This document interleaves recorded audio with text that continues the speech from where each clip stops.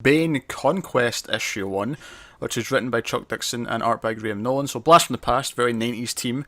It looked and felt very 90s, which I appreciated. I felt a bit of nostalgia looking at it. Unfortunately, I can barely remember what any of it was about, even though I skimmed through it again before we started recording. I know there's a dude named Zombie and a dude named Trog. So there's a boat. They go into the boat because it's like smuggling guns to Bane's city, and he goes to go at them to question some people, which leads them elsewhere. And there's some. You've overlooked the greatest part of the book already. Oh, go on. What was the greatest part of the book? Bane with a sword chopping off a dude's hand when he points the gun at him. Okay, that's not bad. I'll give you Sure. it.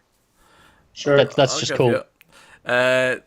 I'll be honest, I'm very underwhelmed. Like, it was okay at best. I'll tell you what my single biggest problem is. Yeah. This does not feel like the Bane we just had in Batman.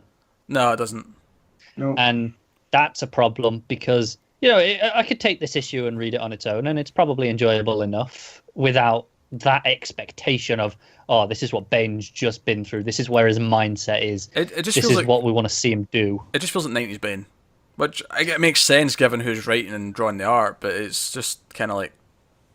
It doesn't fit. It's a lot of Bane rampaging around, running into people, and, punching stuff. Mm-hmm. Yeah. There's no... Doesn't seem like he's got the tactical brain that we just saw him have in Batman, and really think about who he's hurting and what he's doing.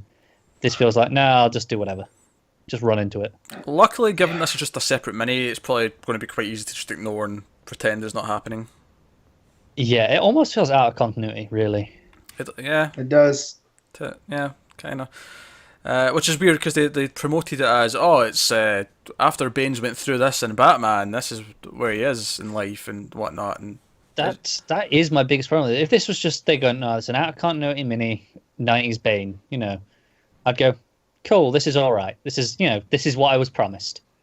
And I think, like you said, you felt underwhelmed, and if that had been what you told you were getting, I think you'd have gone, yeah, this is exactly what I thought I was going to get. I probably still wouldn't want to read any more of it, though. I don't think I really need to read a 12-issue Bane. That is fair. Mini. Yeah. But, yeah. Like, I obviously gave it a chance because I wanted it to be good, but I'm just kind of feeling like, I barely retained any details about what was going on, and that's just a sign that I wasn't that into it. Yeah. It was fair enough, it's going to be a standalone, but... And I like Bane as a character, but I don't like this version of him. He kept calling Gotham his.